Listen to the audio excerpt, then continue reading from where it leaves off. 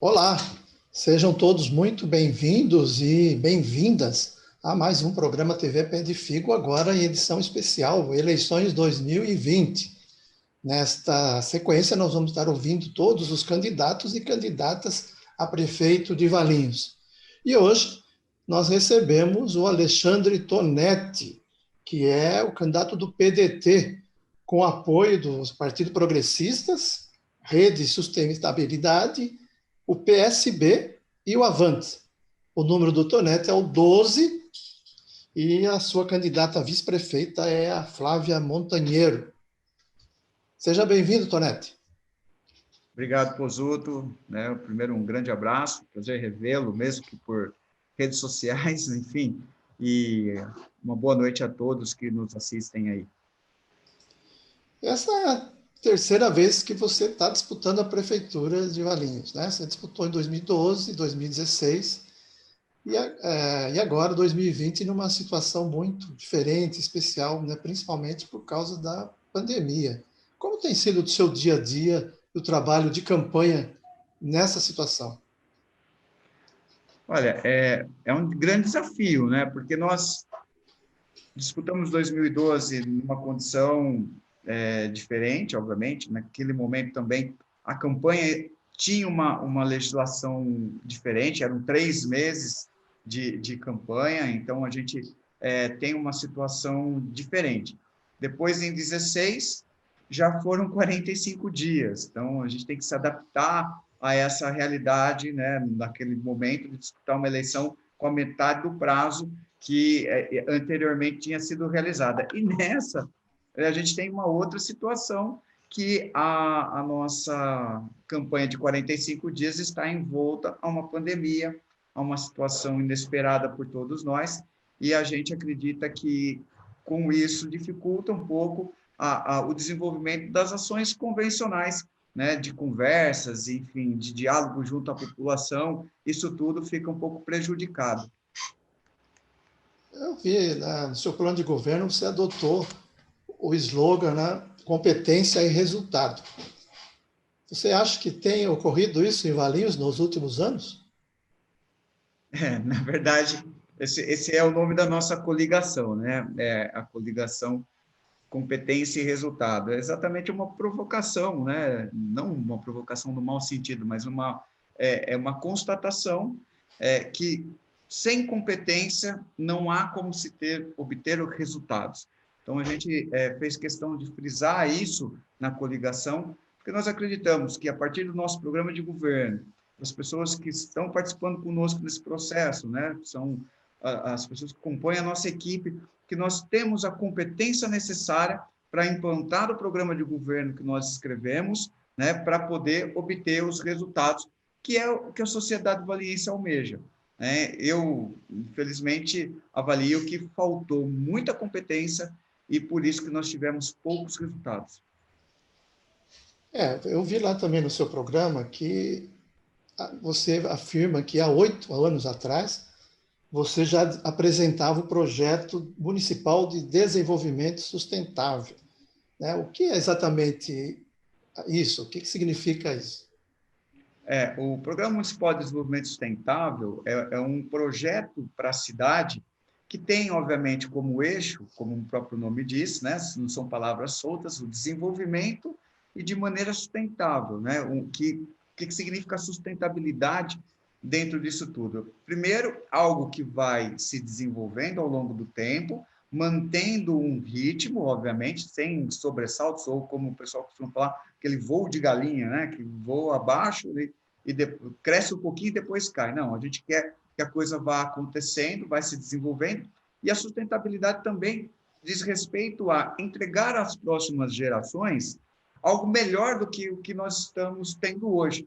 Ou seja, ele passa, então, por uma regra, não é uma regra, mas um conjunto de regramentos que visam, entre outras coisas, né, entre várias coisas, na verdade, o desenvolvimento da cidade do ponto de vista econômico, o desenvolvimento da cidade no sentido de gerar oportunidades às pessoas, gerar oportunidades às futuras gerações, respeitar o meio ambiente, né? Entender que nós vivemos numa sociedade do conhecimento e, como tal, a educação precisa, pelo menos na rede pública, precisa recuperar um espaço e se dedicar à sociedade do conhecimento para garantir às futuras gerações a possibilidade de ocupar os novos cargos, os novos empregos que serão gerados a partir desse desenvolvimento proposto. É um conjunto de ações que visa, desde o ponto de vista da administração pública, que nós entendemos que precisa ser modernizada em Valinhos, reduzir e acabar com várias burocracias que impedem com que o munícipe tenha acesso prático, fácil e rápido aos serviços que a prefeitura tem que prestar. Hoje, a gente vive uma situação muito clara de que nada pode ser executado, nada pode acontecer na cidade, porque tudo é uma questão burocrática que emperra o desenvolvimento do município, em todas as ações, sejam ações de entretenimento na cidade, sejam ações para implantar novas empresas, né? E a gente quer acabar com isso. A gente quer trazer Valinhos para ser uma cidade amistosa às pessoas, aos empreendedores, a todos aqueles que queiram produzir e viver aqui. Então, o projeto, em síntese, leva essa concepção, alinhado, obviamente, ao que a gente acredita ser um grande fator diferencial ao que a Organização das Nações Unidas coloca, né, os 17 Objetivos do Desenvolvimento Sustentável. Seguir esses objetivos, percorrer e buscar implantá-los dentro da cidade, é um grande passo, e a gente acredita que isso vai ajudar muito o município, principalmente na busca de recursos internacionais. A gente vê, 8 anos se passaram, e a gente vê o quê? Uma situação que parece meio caminho contrário, né? Empresas indo embora, simbolicamente, a importância da Rigesa, por exemplo, que está deixando a cidade. Agora estamos vivendo uma crise hídrica, né? Com a falta de água atormentando toda a população. Então, como você avalia a situação atual, né? Nessas áreas importantes que do desenvolvimento com essas questões que você coloca? Olha, eu avalio que nós estamos, né, como um município, a desejar, né? Se a gente comparar com o Vinhedo, do ponto de vista da legislação destinada ao desenvolvimento econômico, Vinhedo, eu fiz a pesquisa, fiz todo o estudo, Vinhedo tem 8 alterações de legislação, né, e tem 4 normativas. Nós aqui em Valinhos só temos 3. Isso significa que, ao longo do tempo, desde a década de 90 até agora, a visão do município de Valinhos quanto a desenvolver, principalmente a questão industrial, a indústria 4.0, a indústria da tecnologia, enfim, criar novas possibilidades nesse sentido, ficou de lado. Não é objetivo das administrações, pelo menos as 2 últimas que passaram, não tinham isso como uma busca, um objetivo a ser alcançado. E a questão hídrica é a mesma coisa. Nós sabemos que na década de 90, né, houve o projeto para trazer água lá do rio Atibaia e que a duração disso seria de 30 anos. E venceu. Nós chegamos ao fim desse período e já haviam sinais, há 8 anos atrás, né, já tinham sinais do esgotamento, principalmente na questão hídrica, no que tange ao reservatório de águas brutas, né? A gente busca a água do Ribeirão, do rio Atibaia, trata na ETA 2, 45% vem dos reservatórios que nós já temos na cidade, mas esses reservatórios estão assoreados, ou seja, a sua capacidade de armazenamento está reduzida. Todo mundo sabe disso. Tentou-se fazer alguma coisa no CLT para desassorear, mas não fez nada. Hoje, se passar no CLT e observar, vai ver que é uma lâmina bem rasinha de água, e isso deixa de ter volume de armazenamento. E quando a gente não armazena, quando falta chuva, a gente rapidamente esgota, né, o que nós temos de reservatório de água, e isso gera uma situação muito desconfortável.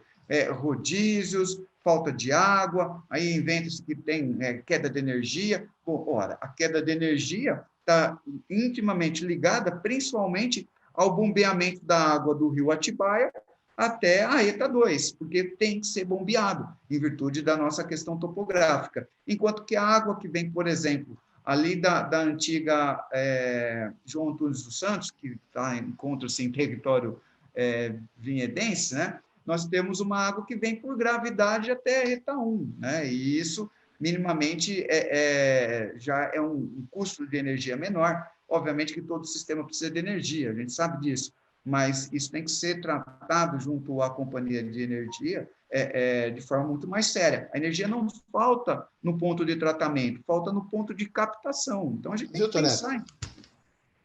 Você vê, a população está espantada porque ela sofre com a falta de água e, por outro lado, ela vê crescendo o número de loteamentos, condomínios e, principalmente, o número de prédios, a verticalização imobiliária, né? Tanto é o plano diretor, na sua proposta encaminhada pela prefeitura, prevê a expansão urbana, inclusive para áreas rurais. Não é uma contradição, quer dizer, mesmo a população que às vezes não acompanha acha que isso é muito estranho.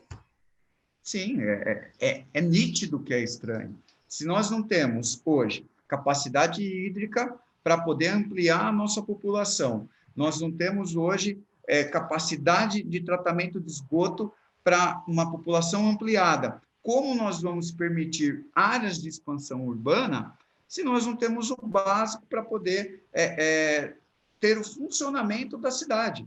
Então, assim, ou nós damos um freio nisso tudo, estudamos isso de forma séria, para poder garantir abastecimento hídrico e garantir o tratamento de esgoto de capacidade futura, ou nós vamos ter o colapso, né? E assim, não é pregar o pior ou pregar o caos, é o que vem acontecendo.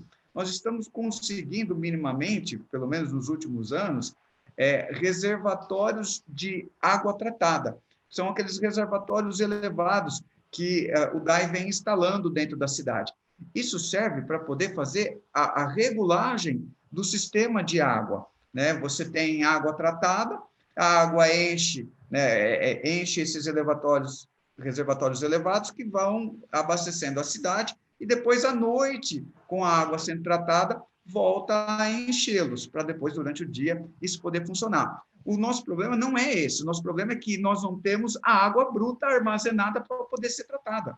E começa antes disso. Óbvio que nós temos que ter os reservatórios elevados, mas investir na questão de reservatórios de água bruta, investir no esgoto, no tratamento do nosso esgoto, é primordial para se pensar em expansão urbana. Portanto, a proposta que o município vem encaminhando na discussão do plano diretor, ela é equivocada de saída. Nós temos que ter uma visão diferente da nossa cidade, nós não temos que expandir as nossas áreas de urbanização, nós temos que qualificar, na verdade, o que já está urbanizado, porque nós temos vários bairros que precisam ainda de equipamentos públicos, precisam de espaços de lazer, precisam de uma série de coisas, e ainda temos terrenos vagos que podem ser ocupados. Né? Fazer esse equilíbrio, o balanço do que nós temos e do que nós faremos no futuro, e a infraestrutura estabelecida, é primordial. E, infelizmente, a gente vê uma aventura de permitir primeiro a urbanização para dizer que nós vamos usar o dinheiro da contrapartida desses empreendimentos para dotar das infraestruturas que eles mesmos estão gerando. Então, assim, é meio contraditório, né?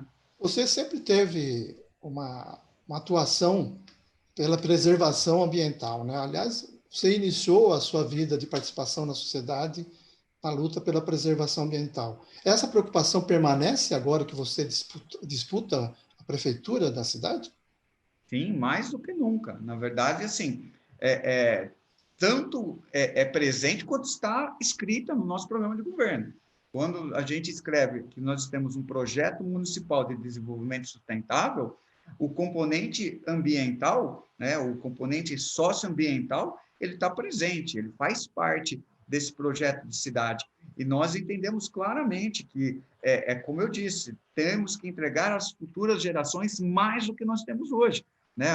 Valinhos aumentou a área de cobertura vegetal, não sei o quê, existem alguns estudos que apontam isso. Sim, sem dúvida, pode ter aumentado, mas ainda assim é insuficiente, porque nós temos, por exemplo, a Serra dos Cocais, que é um lugar que tem uma fragilidade ambiental muito grande, que precisa ser preservada e, muito mais do que isso, recuperada em grande parte principalmente as áreas de proteção permanente, né, para a gente poder criar corredores para que a fauna e a flora possam se desenvolver, e a gente pode tirar um proveito pelo turismo ecológico, pelo turismo ambiental, pelo turismo cultural, por toda a beleza cênica que a Serra dos Cocais nos permite, além de, obviamente, termos novos reservatórios de água naquela região, que também nos permite a criação de parques. Então, assim, tudo isso gera uma economia, economia, quando eu digo, não de economia de dinheiro, mas uma economia para crescimento do produto interno bruto da cidade, com um viés, obviamente, ambiental. Então, é um componente intrínseco a mim, intrínseco ao que nós pensamos quanto arquiteto urbanista para a cidade, e não apenas para Valinhos, mas para todas as cidades do país. Essa é uma visão de mundo que a gente traz, né, para o município de Valinhos na disputa eleitoral. Você vê, Tonete, você está ciente que a prefeitura tem uma dívida astronômica que já ultrapassa a casa dos 700 milhões de reais. A própria secretária da Fazenda da prefeitura admitiu que é uma dívida impagável. E nas últimas décadas, a gente tem a sensação de que o problema da dívida está sendo jogado para frente.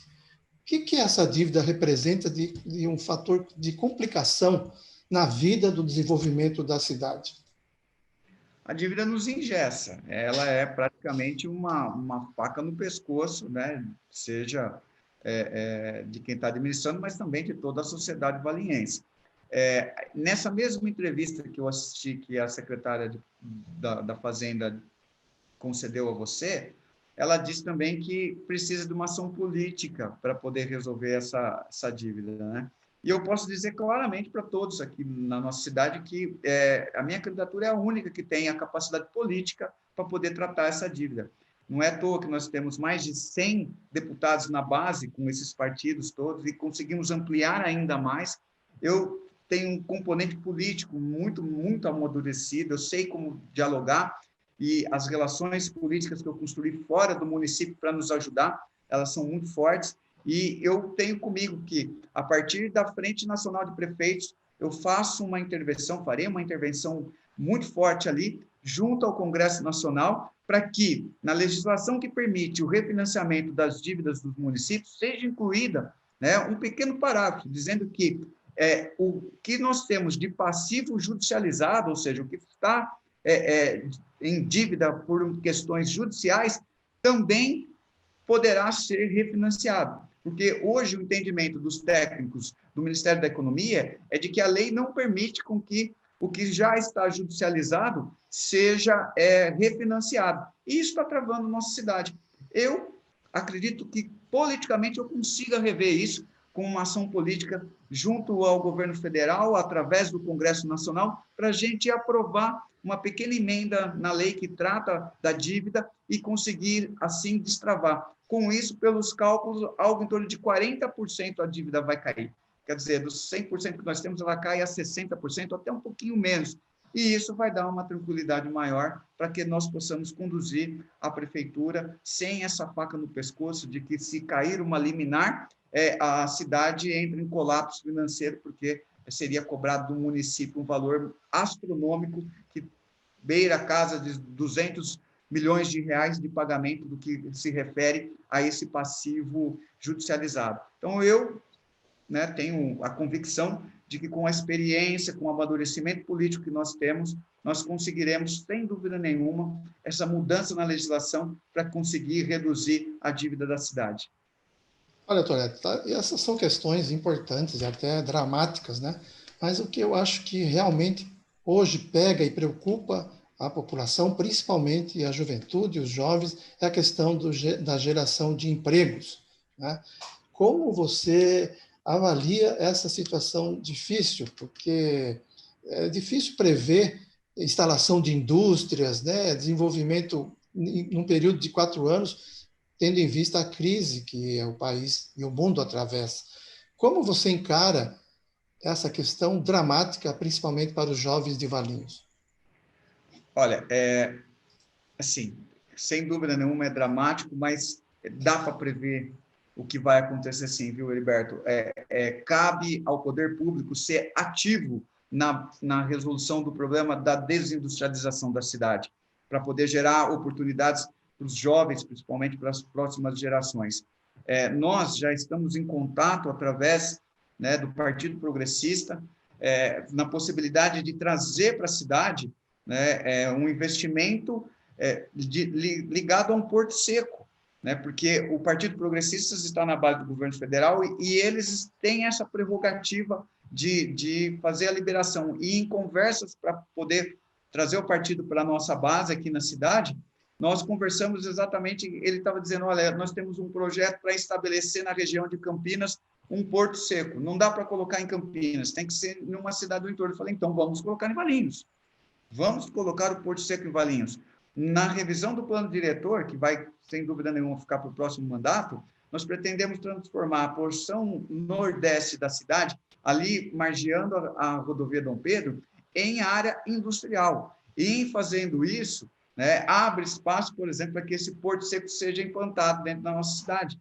Isso rapidamente mudaria e muito a questão do desenvolvimento industrial na cidade. É uma sinalização muito forte, principalmente para toda a região. Adequar a nossa contabilidade, a contabilidade do município, porque tem muita maquiagem nessa contabilidade, você como contador sabe muito bem disso, muitos dados são ali maquiados, deixar ela de forma mais clara, alinhada às melhores práticas de contabilidade internacional, modernizar a nossa legislação de desenvolvimento econômico, que está totalmente defasada ao que já acontece no restante do país, sinalizar lá fora, principalmente, né, porque a gente sabe da dificuldade dentro do país, mas sinalizar para a Europa, né, para os fundos de investimentos, que nós estamos com área, legislação, com uma geografia muito favorável, com as 3 rodovias interligadas, né, que são as principais do estado de São Paulo, na segunda maior região econômica do estado de São Paulo, né, se a gente sinalizar exatamente o atendimento dos 17 Objetivos do Desenvolvimento Sustentáveis, e se a gente concatenar todas essas ações e apresentar para fundos de investimento fora do país, a possibilidade de atrair recursos, porque esses fundos sabem que deixar o dinheiro hoje na Europa parado, os juros estão negativos, quer dizer, você pode colocar 100 euros e sair com 95 euros no final da sua aplicação, num ano. Então, a gente tem condições de fazer com que esse dinheiro seja investido aqui. Observar a nossa balança comercial, observar quais são os nossos déficits, aí eu digo balança comercial não apenas de Valinhos, mas da região metropolitana, e sinalizar para empresas se instalarem aqui, para poder ter um abatimento. Hoje, o que a gente importa, né, deixaria de ter a tarifa de importação se a empresa se estabelecesse aqui, por exemplo, em Valinhos, e vendesse para a região metropolitana como um todo e para o restante do país. Então, nós temos um projeto muito claro que vai permitir a instalação rapidamente de empresas, desde que a gente faça esse caminho que já está desenhado, com muita vontade, com muita garra, e isso vai trazer resultados para os jovens, para as próximas gerações, muito rápido. E, paralelo a isso, nós sabemos que temos que preparar, tanto do ponto de vista educacional, da educação profissionalizante, tudo isso. O Patrulheiros é um grande parceiro da prefeitura, não pode ser entendido como um prestador de serviço, sim como um parceiro. A gente tem que fortalecer esse vínculo para poder ajudar a aumentar o número de jovens ali dentro do projeto. Outro projeto que a gente pretende fazer é a escola de governo. Essa escola de governo, ela traria cursos diretamente ligados às empresas que procuram se instalar no município para ir preparando, capacitando essa mão de obra. Enfim, é um conjunto de... Aliás, o seu programa de governo fala muito em modernização, em inovação e até uma proposta ousada, né, de transformar Valinhos no município mais transparente do Brasil, ou, quiçá, do mundo. Bota a ousadia nisso, né? Então... Não é ousadia. Na verdade, é possível. Quem determina a transparência, né, obviamente, é o gestor público, é o prefeito. Se eu aplicar compliances, né, que são medidas para combater corrupção, medidas que deixam as claras como funcionam as coisas a partir da tecnologia, né, eu vou dar um exemplo muito simples. Hoje nós temos um funcionário comissionado, né, da prefeitura, o Timos, que fica andando pela rua procurando buraco para tampar. Eu não preciso de um funcionário comissionado procurando buraco para tampar no asfalto da cidade. Eu preciso de um aplicativozinho bem desenvolvido, onde o munícipe, assim que ele enxerga um buraco, ele vai lá, ele bate uma foto que vai ficar referenciada ali pelo aplicativo, que vem diretamente num sistema que já emite uma ordem de serviço para tampar esse buraco, né? Assim, a gente consegue levantar a região, todos os buracos, por exemplo, que aparecem, e manda a equipe para fazer esse serviço lá, assim como corte de mato, assim como outros tipos de ação. Isso fica transparente, né? Você vê no site da prefeitura, entrando o seu pedido, né? O levantamento, a foto, fica lá, e assim que terminado, outra foto batendo e demonstrando que aquilo foi feito. Isso é demonstrar transparência. E não é difícil, não custa caro. Nós estamos falando de poucos R$1.000 aí, de, sei lá, R$10.000. Eu tenho um aplicativo desse desenvolvido e ponho ele para funcionar na cidade. E deixando as claras, o portal da transparência hoje, na verdade, é meio que para inglês ver, não é bem um portal da transparência. A gente tem que deixar isso muito mais claro, muito mais evidente para a população. E existem em vários outros municípios sistema muito mais transparente do que o que nós utilizamos aqui em Valinhos. Então, dá para ser mais transparente do que a gente é hoje e, quem sabe, realmente o município mais transparente do Brasil. Esse é um sonho, vamos falar assim, que nós temos e sabemos que dá para ser realizado. Tudo bem, Tonete. Eu quero agradecer mesmo a sua disposição de participar do nosso programa e deixo para você agora a palavra final, principalmente para o eleitor valiense. Bom, primeiro eu que agradeço a oportunidade, Heriberto, da gente poder estar aqui conversando e apresentando um pouco das nossas propostas. Nós temos um programa de governo talvez mais completo da história da cidade de Valinhos, até mesmo superior aos programas de governo que eu apresentei nas eleições passadas. Existe um telefone de WhatsApp, né? Esse telefone de WhatsApp está ali na nossa página no Facebook. O programa de governo está inteiro ali, automatizado, Heriberto. Então, assim, eu já demonstro a transparência a partir da campanha com o nosso programa de governo atualizado no WhatsApp. Você vai lá, cadastra o número no seu celular e se cadastra ali, vai colocar seu nome, sua idade e seu bairro. A partir daí, aparece todo o programa de governo, você digita o número, abre todos os itens, todos os pontos que foram apresentados, que estão na Justiça Eleitoral. Então, eu estou deixando muito claro para a população aquilo que nós pretendemos para a cidade. E peço a todos vocês que tiverem condições e possibilidade, né, de procurar o número lá na nossa página no Facebook, é o Alexandre Tonete 1, e a partir daí, analisar e comparar com os demais, né? Eu acredito que as pessoas têm que fazer esse exercício de cidadania, comparar os candidatos, comparar os programas, comparar os currículos. Nosso currículo também está ali dentro desse aplicativo, vamos falar assim, do WhatsApp, e a partir daí decidir pelo voto. E eu peço que o voto seja no Alexandre Tonete, na Flávia Montanheiro, número 12, para a gente ter a oportunidade, depois de 2 eleições, né, discutindo a cidade, com toda uma vida empenhada aqui já na cidade, para a gente ter a oportunidade de mostrar que dá para fazer a mudança que todos almejam, cuidando da cidade. Nosso slogan de campanha é: vamos cuidar de Valinhos, vamos cuidar das pessoas e vamos cuidar da cidade como nunca foi cuidado. Tá bom? Então, esse é o meu recado, né, para a nossa população valinhense. Bom, muito obrigado, Tonete, e obrigado a todos vocês que nos acompanharam em mais essa edição da TV Pé de Figo, e acompanhem a nossa programação nas redes sociais e no portal pedefigo.com. Muito obrigado e até a próxima.